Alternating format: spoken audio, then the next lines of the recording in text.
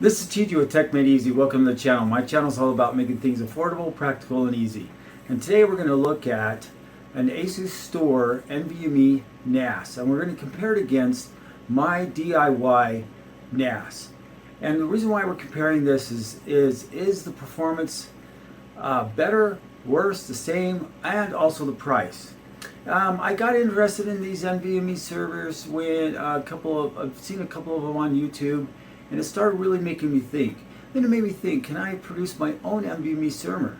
And does it have a place in the future? And I actually think that in the future, this might be what a lot of servers are going to have, are going to be NVMe drives instead of mechanical hard drives. Now, one thing that I would like to ask you, I have made a comment down below, and I would just like you to like the comment if you're interested in seeing me build a 16 drive NVMe server. That's right, 16 drives. I think I've found the motherboard that I can work with, that I can do this with. I'll have to build a system, but I would like to see your interest in seeing that server. It doesn't mean that I'm going to populate all 16 because NVMe's are still fairly expensive. And I would want to populate them at least with 4 gigs or more to create a 64 terabyte server. But anyway, let's go ahead. Let's look at the performance of my DIY server, NVMe server, and talk about the pros and cons to all this stuff. Anyway, let's hop on the desktop and take a look.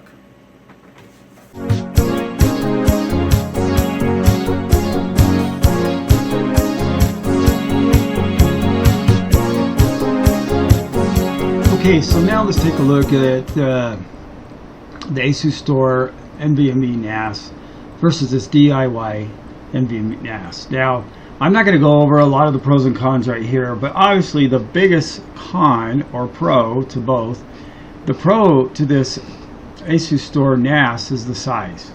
It looks big on the screen, but obviously compared side by side with this PC, it's a lot smaller than what's on here. And obviously the PC is a full-size desktop. Okay, but we'll talk about more of those pros and cons and differences as we go along. Let's just first take a look at the Asustor specs. Okay, so it's a quad-core 10 nanometer Intel Celeron. It's 4-core, 4 threads. It can take up to 6 M.2 NVMe slots. I pulled this description right off of Amazon. Okay, so they say super fast 2.5 gigabyte Ethernet, and it's got 2 of those ports. Now I wouldn't have said super fast, I would have said fast. 10 gigabits, you could say super fast, but 4 gigs of RAM, DDR4, and then it's got dual USB 3.2, HDMI out. It's got sound out on it, and they're touting their quality of sound, smooth 4K hardware transcoding, supports wake up LAN.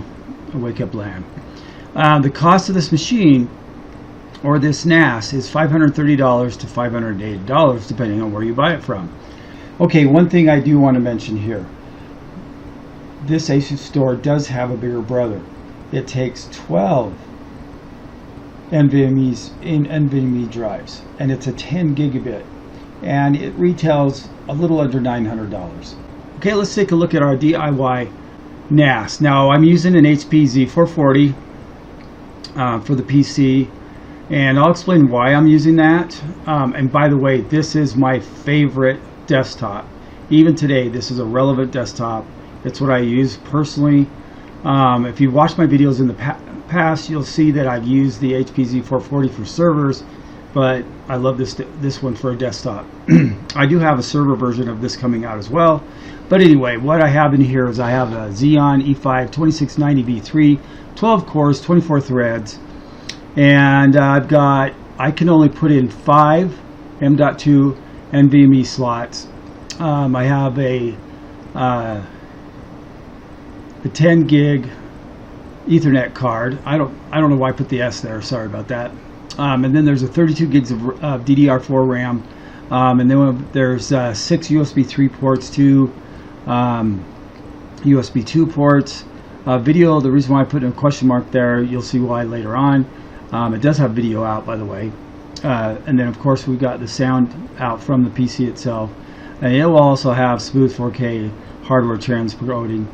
It also supports wake up LAN, so on and so forth. Same type of stuff. But you'll notice the big difference here is the amount of RAM we have in our CPU, and it's a 10 gigabit Ethernet networking. And our system here is a total of $225 down here. So let's go ahead and let's talk about the NVMEs that I used in here. Now my channel's not monetized. I don't get any support from my channel. I should probably set up some type of Patreon thing, but I could only afford 1 terabyte NVMe drives, and so I bought 4 of those or 5 of those, $43. That's $215. And then obviously the other machine could take 6, so that would be $258. Now, to be fair, I'm going to only be price comparing with 5 NVMEs to make things apples and apples. Okay, so this is the HP Z440, and the reason why I'm showing you this is I'm limited on my slots here. I have to have the video card in here. So this PCI second slot right here, the first slot I can't use. It's not big enough for any of the stuff that I'm using. So this video card slot here, PCIe slot, then the one next to it, which is the PCI 3 slot, that I'm using for a single controller card, and then this one here is where the NIC goes, and this is the controller card, also a 4-port controller card that I'm putting here. So and this slot here is useless. It's an older version slot, so I wish it was another PCI video card slot. Then I could have put more in here, but this is what I have to work with. And again, I have 32 gigs of RAM in here. So let's take a look here. So the HP Z440, I'm just going to break these individual prices down. You can get these anywhere from $95 to $85. The DDR ECC RAM, $25. The CPU, you guys, this is an awesome CPU. You can game with this CPU. I have a gaming video on this. I'll throw it in the comments below, the description. You can watch that. It's a great CPU. And then I had to have a GPU for this. It was a $10 one, just a cheapo one, so I could have some video out. And then there's 4. This is a 4 NVMe controller, 4 ports, for $34. I put in another single NVMe controller for $10, so I could have a total of 5 NVMe drives. And then I put in for the operating system a 256 gig SSD for $16. The 10 gig NIC on eBay is $35. So that makes this system a total of $225. So now let's just look at this. This is our HP Z440 here. I'm just going to go through these. This is the, I don't even know how you say this, Gegong or whatever, 4-port NVMe slot. And this is our 1-port NVMe card. And this is our CPU. It's for $10. All these things include shipping and handling. This is our memory here. This is our network card. Now this one doesn't include shipping and handling. That's why it's $35. Really $36, but with shipping and handling. Okay, this is also the 256 gig SSD for $16. That is a great price, $15.99. And then for the NVMe, I went ahead and chose the Silicon Power 1 terabyte one. I was trying to get the biggest bang for my buck. It was $42. Actually, there is one that's not quite as fast as this one. That was like $30-something that I didn't see at the time of doing this. But also, I'm just going through some options here. Here's a 2 terabyte NVMe for basically $67. Then if you want to do 4 terabyte, you're talking $160 each. And so this is the whole thing, is that what I wanted to talk about also later on is because NVMe's cards are still expensive, although they have come down dramatically.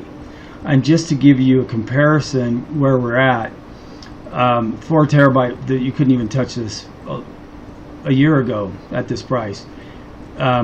Just to give you a comparison, the 8 terabyte one is still around $600 to $800.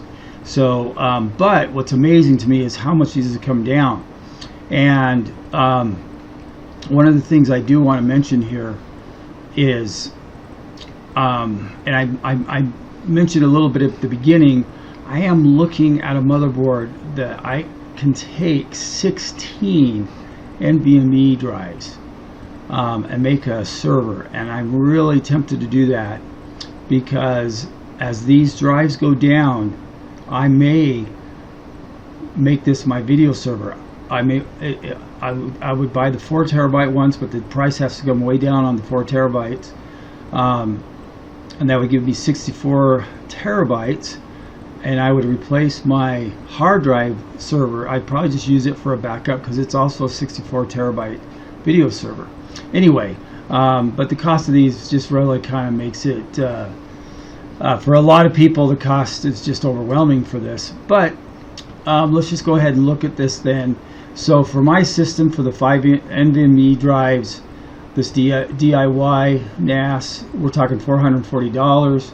And again, on the Asustor, I'm just including 5 drives so I can compare apples to apples when it comes to pricing, and we're looking at $745. So, and don't get me wrong, I love the size of the Asustor server, but I'm cheap, so if I really wanted one, I would just do the HP. Now it's going to use more power or energy, and that might be important to people, but at any rate, so price is a pro and con to those, and then you got size as a pro and con. The other thing's a pro and con is the CPU in that, and the memory. It only comes with 4 gigs, so if you really want to run some Docker and some other programs in there, you probably want to update the RAM, which would make a price increase of this, unless you were just going to use it as a server only, not run anything else on it. So you know, that's a pro and con. The other pros and con is the networking card. It's got 2.5 gig network ports, and you can combine those to get 400 to 500 transfer speed, where mine is a 10 gig network. So let's go ahead. So those are just some few minor pros and cons of each one. Let's go ahead and let's see how I set this system up, and we'll go from there. Okay, one thing I need to go over really quick is this 4-port NVMe PCI card. Now, if you're interested in buying one of these, you got to really look at what motherboards they're compatible with. I actually bought a smaller desktop because I wanted to keep this NVMe server as small as I could, but unfortunately that motherboard didn't support this card, because you have to go into the PCI settings, and you have to say in the PCI setting that's a 4x4x4x4 in order for it to see all the lanes there, to see the NVMe drives. So just be aware of that. And the reason why I use my HP Z440, it is compatible with x89 motherboards, and the HP Z440 is an x99 motherboard. And so just be aware of that. And then also too, the reason why I had a question mark on the video card, this system doesn't have room for a gaming card. So like I said, it's really going to be for a NAS. So I don't need a really expensive card on here. You could put a single card that's maybe a little more robust, but that's up to you. But again, I was just using this as an example of a NAS that we're really not going to be using that much as a desktop, although you could in this particular situation. So anyway, that's all I wanted to say about those two things. Just be careful when you buy those 4-port controller cards that your motherboard can support it if that's something you're interested in. Thanks. My Linux desktop, I'm actually going to use No Machine. It's a remote desktop. piece of software. And really, I could switch to the HP NAS if I wanted to, but I just wanted to show you this. I use this all the time in my house to access other computers. But anyway, this is I went ahead and installed Linux Mint for my system, and then I'm using what we call Cockpit to run my NAS. And I just let's just go ahead. So I'm running ZFS. Let's just go here. Let me maximize this for a minute. And so these are my hard drives here that I used to create this. And you can see that they're all online. You can see that they're all NVMe. And what I did is I created a ZFS pool. And if you want, you can watch my video on how to make a GUI server using Linux Mint and Cockpit to create your ZFS RAIDs. So I went ahead and did this as RAID 5. Let me show you how that is set up. I call this this pool is going to be NStore. It's RAID Z1 is RAID 5, and I'm just going to click my NVMe storage here, and I'm going to put the sectors on auto, and everything else I'm just going to leave, and we're just going to hit create pool, and I've created my pool. It's that easy. Anyway, I talked earlier that you could use whatever you want to use. If you would use Windows, use storage spaces. If you're going to use TrueNAS, obviously you're using ZFS or Unraid, however you want to do that. But I just wanted to show you that really quick. Okay, so now let's go ahead and test the performance of this. So I'm just going to put this back. And what I've done here, let me go back and go to overview. And what I've done here is I actually have a temperature thing here because I just want to keep an eye on the temperatures of my NVMe drives. I don't have any heat sinks on them, and so I didn't I didn't show any price for heat sinks. I should have done that. And now I can't remember how you can get a pack of 2 for, I don't know, $5 or something. I can't remember. But anyway, I just wanted to see the temperature of my server here that I created with this NV, and this is just another sensor here. So I'm just going to go ahead and I'm just going to minimize this. So anyway, that's how I'm accessing that, is through no machine. Okay, so all I'm going to do here is I'm just going to test the speed of the networking here, because everything's 10 gigabit. And right now, Hope NAS is my personal video server, and yeah, I'm just going to open up this test folder, and then NStore stands for NVMe storage. So this is our storage server that we created out of the NVMe drives, and I'm just going to put this over here. And what I'm going to do here is this movie right here is 32. This movie right here is 32 gigabytes. So let's just drop this in. And again, I'm using Linux as my desktop, Linux Mint. Let's just drop this in here. My Windows machine is actually, I had to use it to create the NVMe server. And you're going to see this is cruising really fast. And it says 2.1 to 2.9, so I get a little bit faster speed than 10 gigabit. It does slow down a little bit here towards the end, but you can see that this is really fast. And so, and then what we're going to do here is we're going to go ahead and take this same file and we're going to copy it to my hard drive server, just so you can see the difference, or if there is a difference. Okay, now that that's done, I should mention that the reason why this NStore is here is I did share the folder that's on the NVMe server. So let's just go ahead and we're going to go ahead and now take this. And you'll notice that was pretty quick. Again, these are both 10 gigabit network servers. It's just one's using a hard drive, one's using NVMe. And you'll notice that the performance is pretty much the same. Again, if you want to see how to create a server using hard drives on a 10 gigabit server, I will have that link down below, and so on and so forth. But and what it is, it's one of my videos on a server, and towards the end it shows all the parts that you need to make it 10 gigabit. Okay, so now that's copied over there. So now let's do one more copy. So that's one big file.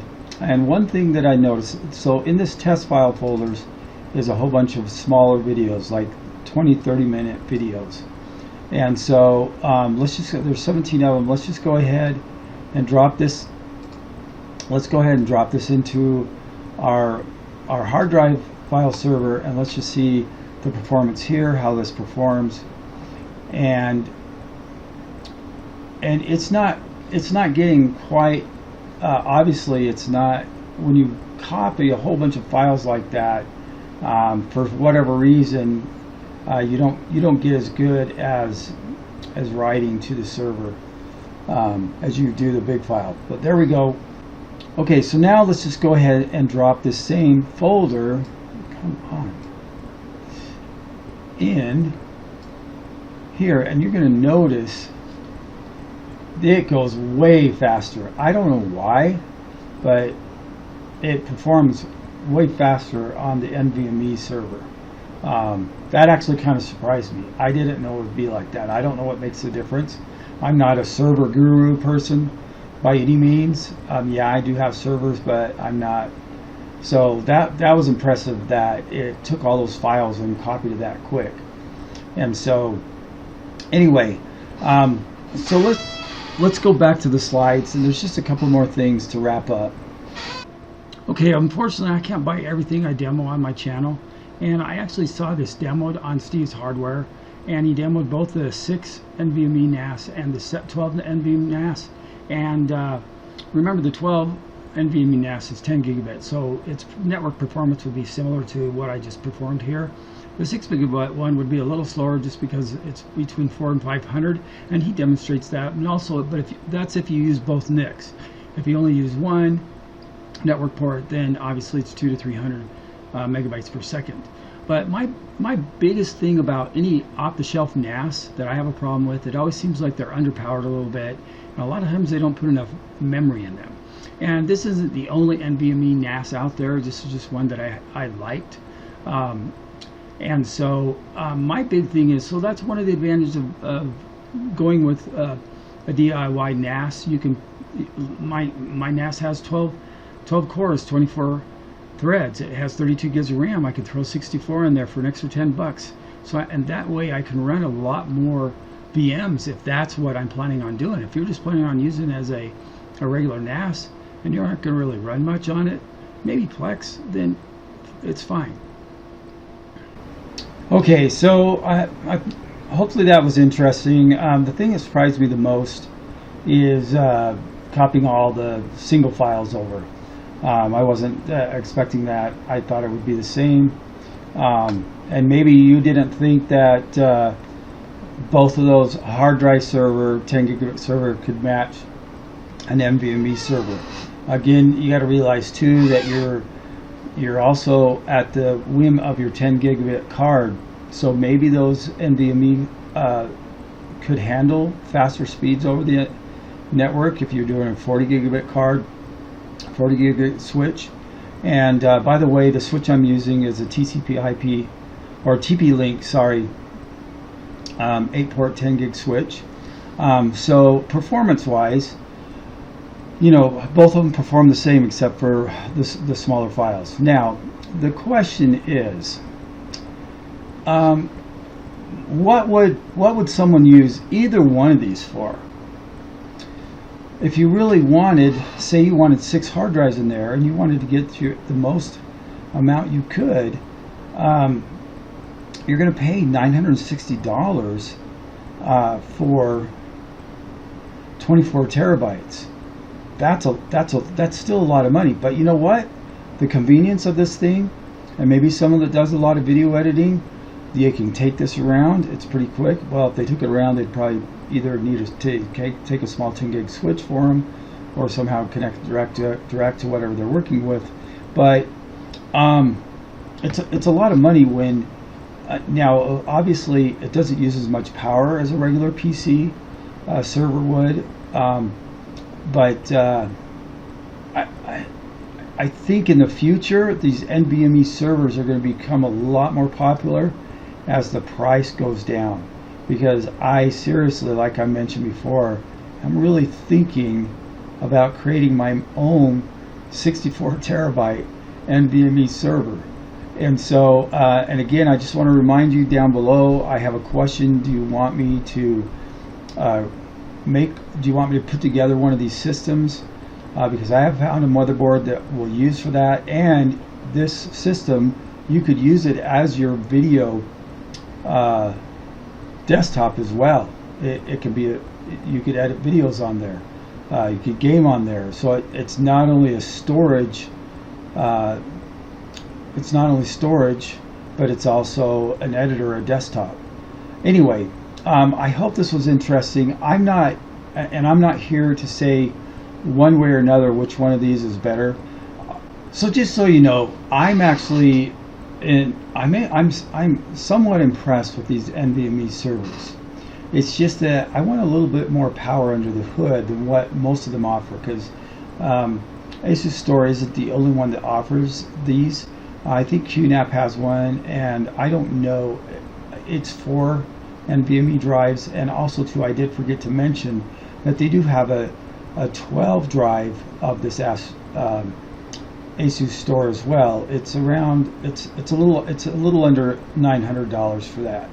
Now again, populating all 12 of those, especially if you're going to do the 4 terabyte, I think, and I'll have a link down below. Steve, the hardware guy, I can't remember the exact name of his channel, but I'll have the link down below.